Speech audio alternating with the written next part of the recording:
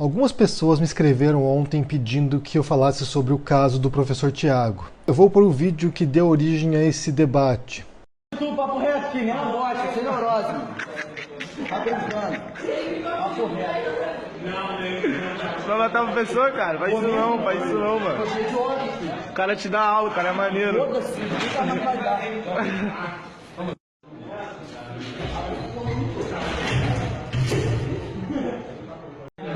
O cara tem que fazer a pau que o cara não gosta.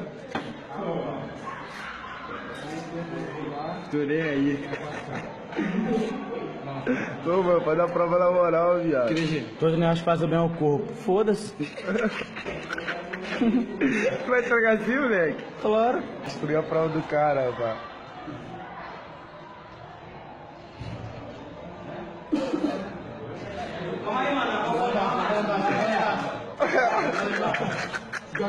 Deixou carimbada. Vai lá.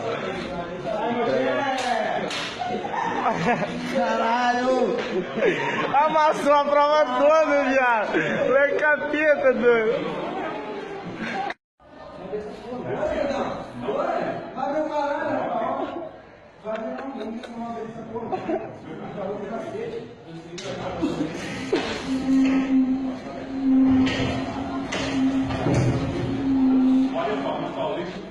Vai, cupim, come madeira. Ó, o outro pelado. Ô, caralho!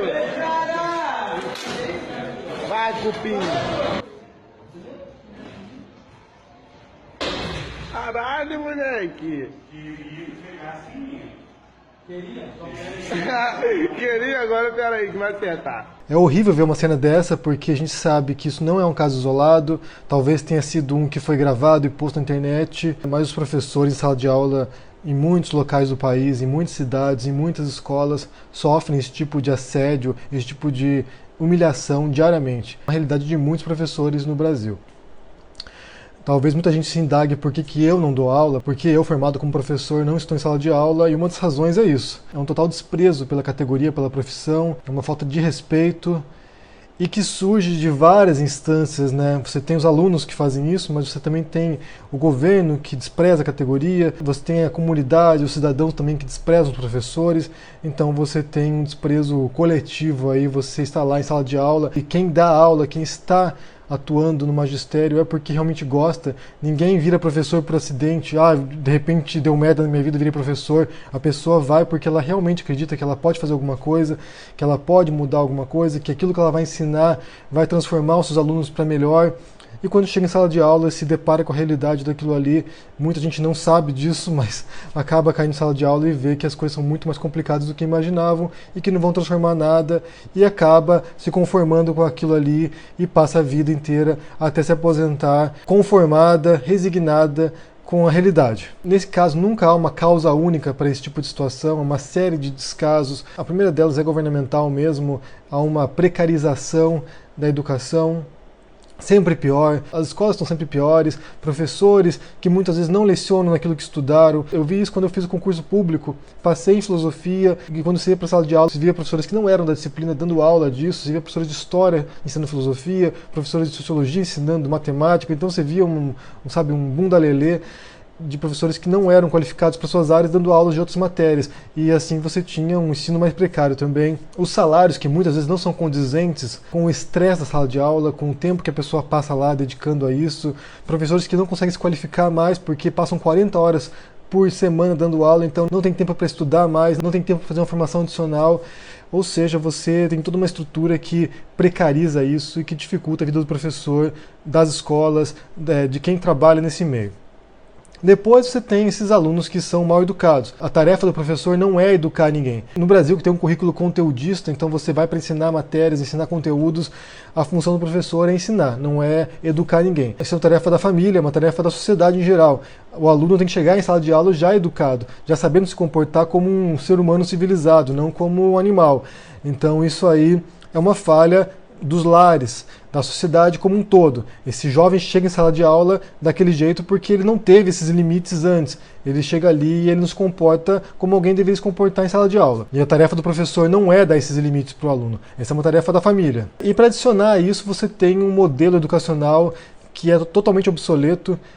O padrão educacional hoje ele é equivalente ao do século XIX. A estrutura como ela é feita, né, a sala de aula, o modelo estrutural da escola é muito antiquado. Então você pega jovens que estão com celulares, com tablets, com computadores, que podem buscar qualquer tipo de informação numa questão de segundos na internet, e ele tem que sentar lá numa sala de aula, ficar lá 4, 5 horas ouvindo um professor falar, um quadro negro escrevendo. Isso destoa completamente do modelo tecnológico atual. Você poderia ter um modelo muito mais dinâmico, muito mais interativo, mas é claro que isso depende de infraestrutura. Você não pode ensinar com computadores ou com tecnologia numa escola que mal tem papel higiênico no banheiro, então é muito difícil, é muito complicado. Se você observa os modelos educacionais que funcionam no mundo, como o da Finlândia, por exemplo, o que eles ensinam lá não são esses conteúdos que você pode buscar na internet facilmente, mas é o senso crítico, principalmente, é a capacidade de raciocinar, de refletir e também de pensar de maneira inovadora, de ser criativo. Como você pode criar uma sociedade disruptiva, como você pode inovar tecnologicamente. Porque esse modelo educacional tradicional, ele forma peão, ele forma gente para trabalhar em fábrica, ele forma gente para trabalhar em escritórios, ele não forma pessoas inventivas, não forma pessoas criativas. Não tem esse propósito. Tem o propósito de formar trabalhadores assalariados na indústria, no comércio. E esse é um modelo que está fadado ao fracasso, porque nos próximos anos, nas próximas décadas, milhões e milhões de postos de trabalho desaparecerão por causa da automação. Então vocês estão ensinando jovens para uma realidade, para um futuro que não vai existir. O que vai precisar agora é de pessoas inventivas, criativas, que possam pensar coisas fora do normal, fora do tradicional, que possam ser transformadores do futuro. Não trabalhadores para profissões que não vão existir daqui a 10 anos. Então você tem vários elementos.